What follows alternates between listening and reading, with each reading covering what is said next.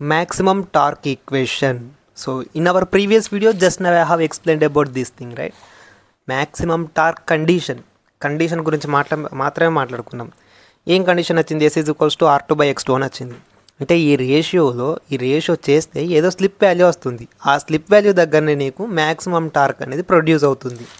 Induction motor speed torque characteristics ఇలా చూసుకుంటే ఇది మ్యాక్సిమం టార్క్. ఈ మ్యాక్సిమం టార్క్ దగ్గర కూడా ఎక్కువ స్లిప్ ఉండాలి కదా. ఇక్కడ స్లిప్ ఇస్ ఈక్వల్స్ టు 1, ఇక్కడ స్లిప్ ఇస్ ఈక్వల్స్ టు 0. ఈ మ్యాక్సిమం టార్క్ దగ్గర ఏదో స్లిప్ ఉంది. ఆ స్లిప్ వాల్యూ అనేది మ్యాక్సిమం టార్క్ కండిషన్. సో ఆ స్లిప్ ఎంత అనేది కనుక్కున్నాం మనం.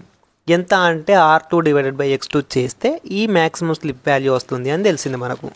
ఇలా ఏదో ఈక్వేషన్ని దీన్ని తీసుకొని డెరివేటివ్ 0 చేసి ఇలా ఈక్వేట్ చేస్తే ఇది వచ్చింది. ఇది వచ్చిన తర్వాత నాకు మ్యాక్సిమం టార్క్ కావాలి. ఇప్పుడు కండిషన్ అయిపోయింది, టార్క్ కావాలి కాబట్టి ఈ జనరల్ టార్క్ ఈక్వేషన్ ఏదైతే ఉందో ఈ జనరల్ టార్క్ ఈక్వేషన్ దగ్గర ఇక్కడ చేస్తుంది కదా, ఆ ఎస్ ప్లేస్లో ఈ R2/X2ని సబ్స్టిట్యూట్ చేస్తే R2/X2 దీన్ని కొంచెం సింప్లిఫై చేసుకుంటూ వస్తే అల్టిమేట్గా K5E2/2X2. ఈ మ్యాథమెటికల్ పార్ట్ అంతా ఇక చెప్పట్లేదు, అంతా మీరు చూసుకుంటే అర్థమైపోతుంది. చెప్తే టైం వేస్ట్, అంటే వీడియో లెంత్ ఎక్కువ అయిపోతుంది, చూడబుద్ది కాదు, బోర్ కొడుతుంది అని చెప్పట్లేదు. R2/X2 అని అంటే ఇది ఉంది, R2/X2² ఇంటూ X2² అంటే X2² కింద X2² కట్, R2² మిగిలిపోయింది. R2² మల్టిప్లైడ్ విత్ 2 అంటే R2² ప్లస్ R2², 2R2². ఇక్కడ R2/X2 ఉంది అండ్ R2² కాబట్టి ఇక్కడ ఒక స్క్వేర్ అండ్ ఇక్కడ కూడా R2 ఉంది. ఈ R2 ఇక్కడ ఉన్న R2 ఈ రెండు స్క్వేర్ అయిపోతుంది, R2² అవుతుంది. ఇది R2² ఉండి ఈ R2² కట్టు X2 మిగిలిపోతుంది, డినామినేటర్లో పడిపోతుంది. ఆ X2 అనేది ఇక్కడ ఉంది. మిగిలిపోయిన టర్మ్స్ ఏంటిది? K5E2/2X2.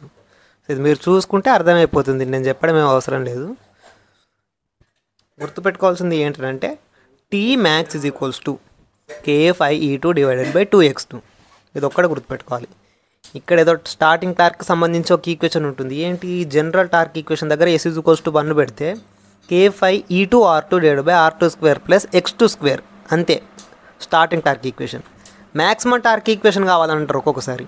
మ్యాక్సిమం టార్క్ ఈక్వేషన్ కావాలంటే ఇక్కడ స్లిప్ ఎంత ఉందో కనుక్కొని దాన్ని ఇక్కడ సబ్స్టిట్యూట్ చేసుకొని కొంచెం సింప్లిఫై చేసుకుంటూ వస్తే K5E2/2X2. అప్పుడప్పుడు ప్రాబ్లమ్స్ చేసేటప్పుడు యూజ్ అవుతుంది ఇది.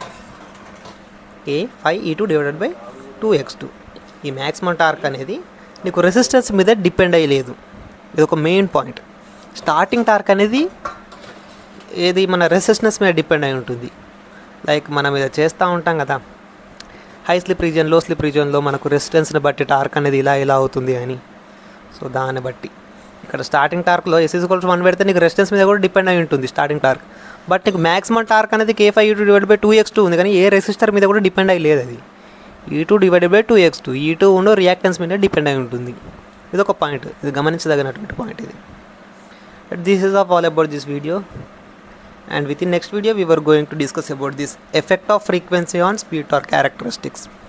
ఫ్రీక్వెన్సీ పెరిగితే ఏమవుతుంది, తక్కువ అయితే ఏమవుతుంది, ఈ కర్వ్ అనేది ఎందుకు ఫాలో అవుతుంది, మ్యాక్సిమం టార్క్ ఎందుకు ఫాలో అవుతుంది, స్టార్టింగ్ టార్క్ ఎందుకు ఫాలో అవుతుంది. సో ఈ విషయాల గురించి నెక్స్ట్ వీడియోలో చెప్పబోతున్నాను.